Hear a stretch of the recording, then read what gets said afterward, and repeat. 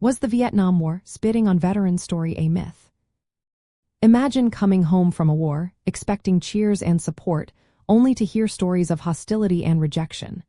That's what many people believe happened after the Vietnam War. But is it true? Let's look at the facts. During the late 1960s and early 1970s, the United States was deeply divided over the Vietnam War.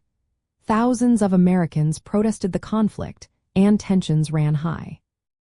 A popular story grew that returning soldiers were met with hostility, insulted as baby killers, and even spat upon by anti-war protesters. This story became part of the way many remember that era. It appeared in movies, books, and speeches, shaping the image of a country that turned its back on its veterans. But when historians examined the evidence, they found very little proof that such incidents actually happened. There are no verified news reports from the time describing protesters spitting on returning soldiers. Most stories about spitting and hostility surfaced years after the war ended, especially in the 1980s and 1990s. These stories were repeated so often that they became accepted as fact, even though they lack solid evidence. In reality, many veterans were welcomed home by friends and family.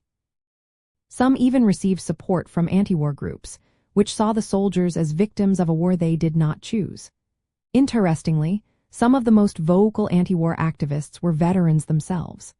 The myth of soldiers being spat upon was used to simplify the complex feelings of that turbulent time. It helped people make sense of the emotional chaos and country's division.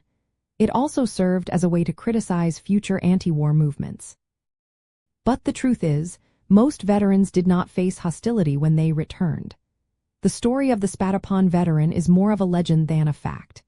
Understanding this helps us honor those who served in a more honest way. It reminds us that history is often more complicated than popular stories suggest.